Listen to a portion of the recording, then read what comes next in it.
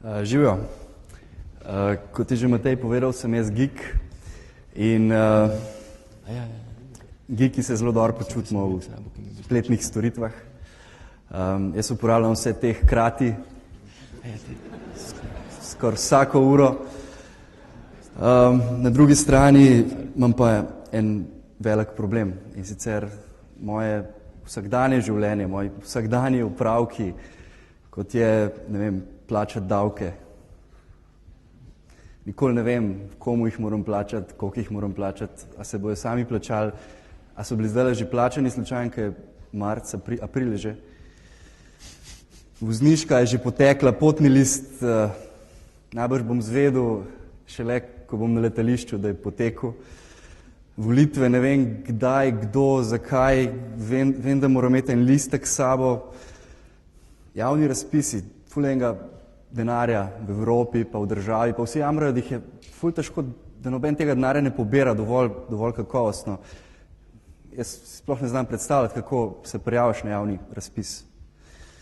Zakonodaja, ukvarjam se z internetom, vem, da bi mogel spremljati ful od blizu, kako se tukaj stvari odvijajo, kaj se spreminja, kaj se ne spreminja. Pa ne vem, kje je nek list, javni list ali kako, ne vem, neki.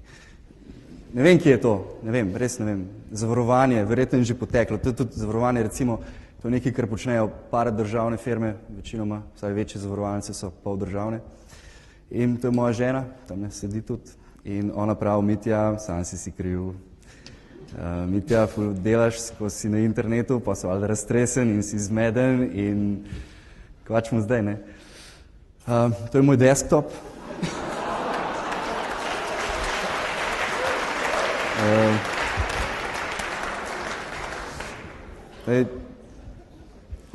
Žene imajo ponovadi prav, ampak vseeno, jaz, ko moram se odločiti, a ne grem na upravno enoto, občino ali na ministrstvo, kdaj je vse to odprto, jaz vedno zamudim 5 minut. In tudi, ko že najdem pravo okence, mi dajo neke obrazce za izpolnjevati in jaz ne vem, s temi obrazci imam ponovadi težave. Nikoli ne vem, katero cifro vpisati kam in nikoli nimam prave cifre sabo v žepu. In vem, da sem že vsaj 10-krat dal ali pa 20-krat dal svoji državi tole, kaj že, EMŠO številko, pa še vedno si je ni zapomnila.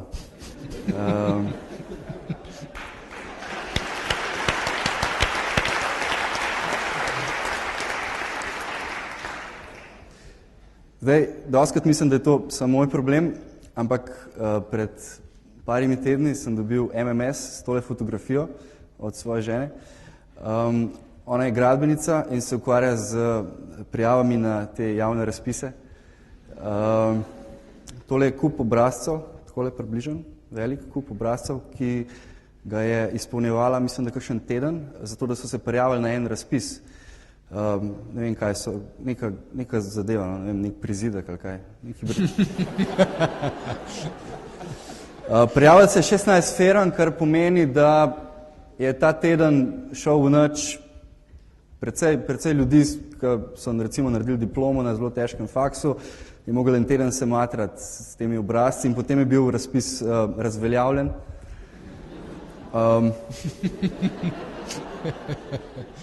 Meni je ful težko živeti včasih v tej državi, posebej, ko pomislim, koliko je lepo Facebook uporabljati, pa ne vem, Foursquare, sem se prej check-inal, pa je šlo takoj na 6 drugih servisov. In v resnici, če bi bilo na trgu več držav, jaz bi kdaj izbral drugo. To je zelo težka trditev, ampak veliko Slovencev je že šlo v Avstralijo. Tukaj jih poznam enih par, ki resno razmišljajo, da bi šli v San Francisco živeti, pa v Silicon Valley delati. Ene par mojih sogovornikov je že govoril po angleško. En vem, da zato, ker bi rad, da njegovo podjetje uspe v celem svetu in da se preseli nazaj v Ameriko. Ja, ne? A ima še kdo tukaj probleme, ki sem jih opisoval do zdaj? Še kdo?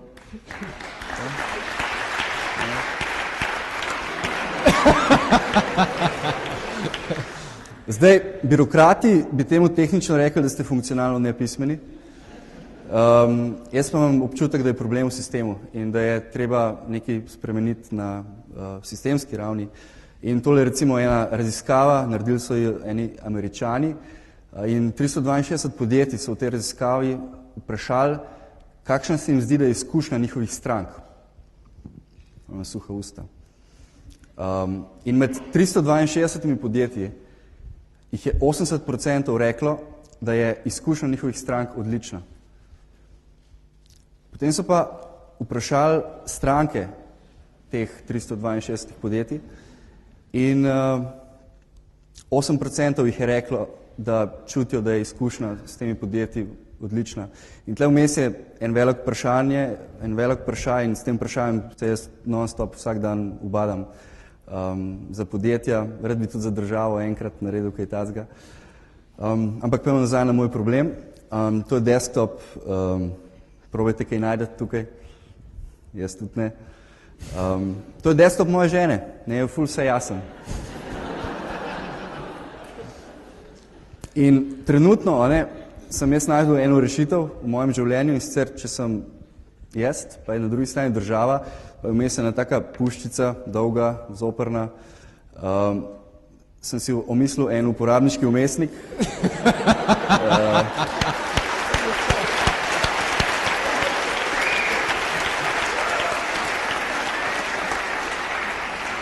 Ta uporabniški vmesnik deluje. Res, jaz jo vprašam, ona ve, kjer obrazac, ve, kaj je razlika med upravno enoto, občino, ministrstvom, ve, kaj se da na internetu narediti, ve, kaj se ne da narediti na internetu, ful stvari ve. Eni so bolj urejeni, enim je bolj jasno, enim nam ni nič jasno. V resnici pa jaz ukvarjam s tem, kar je že on povedal, da sem geek in da oblikujem uporabniške izkušnje. To v resnici pomeni, da najprej zelo analiziram, raziskujem, intervjujem. Danes sem sedel s 3 uporabniki, ki so uporabljali nek zelo zoperen program, recimo. Potem probamo oblikovati neko izkušnjo, neke vmesnike, neke take stvari. In potem, ko nekaj nastane, testiramo, nekaj, kar država nikoli ne počne. In potem ugotovimo, da nismo naredili ful dobro, da je še vedno ful problemov s temi uporabniki, oziroma uporabniki imajo probleme in potem to probamo izboljšati. In to lahko naredim za uporabnika, lahko naredim za državljana, ni panike. Kar bi si jaz želel, je, da ne bi bil toliko naporen, da une svoje žene, ki je tamle, in da bi imel eno tako odlično internetno storitev, en tak vmesnik, ki bi ga z veseljem uporabljal. Ker trenutno tole vstop v spletno mesto slovenske e-uprave in mene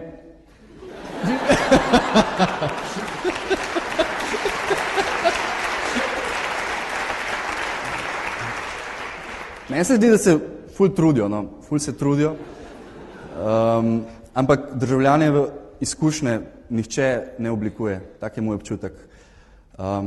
Vse te uspešne internetne storitve, ki jih tam v Silicon Valleyju gledaš, ki so nobene recesije niso opazile, pa zelo oblikujejo to svojo uporabniško izkušnjo. Naprimer, to sem vzel v Facebook, ki ga valjda vsi poznate. A kdo ni na Facebooku? Ampak ste bili na Facebooku.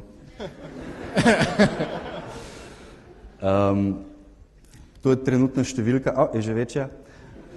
Slovencev, ki uporabljajo Facebook, zato vas je toliko malo dvignilo roke, ogrožena vrsta ste, vsak dan vas je več, to je razlika v enem dnevu.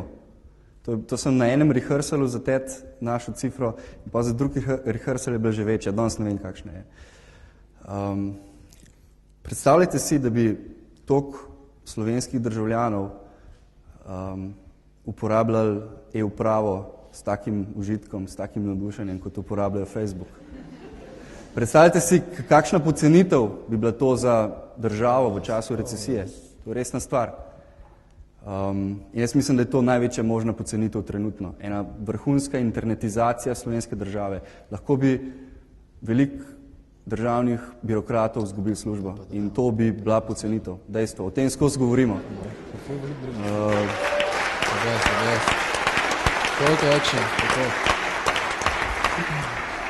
In jaz sem nek popoldne slučajno razmišljal, kaj bi se zgodilo, če bi nam uporabniško izkušnjo za državo zgradili, recimo pri Facebooku. Oni to znajo očitno, če je 700 000 Slovencev to uporablja. In izgledal bi tako približen, ne. Najprej bi se upisal na en tak zelo simpel način, na enem mestu bi bilo vsi podatki zbrani okrog nas, okrog mene, okrog tebe, okrog vseh nas. In potem recimo, to verjetno poznate, to bi postali tisti moji opravki.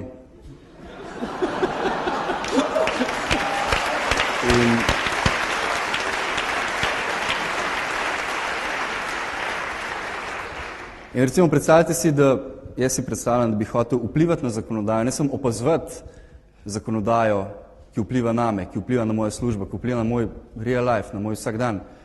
In recimo jaz bi si izbral, katere teme me zanimajo v tem sistemu, ki ne obstaja. Recimo zanima me internet, valjda geek, zanima me moja občina, kaj se dogaja, kaj se bo z njo dogajalo, ker je res grozno, mene par stvari je groznih. In zanima me kmetijstvo, v moj prostem času sem čebelar. In recimo jaz bi tukaj spremljal, sodeloval, videl, kateri strokovni kolegi se ukvarjajo s posameznim zakonom, lahko bi sodeloval, lahko bi bil aktiven državljan, to, o čemer vsi govorijo v teoriji. Recimo razpisi bi ratali ful enostavni, recimo tisti kup papirja, ki je bil prej, na tistem kup papirja je en kup recimo referenc, pa non-stop moraš ponavljati za vsak razpis, ki se firma prijavi, eni to veste verjetno.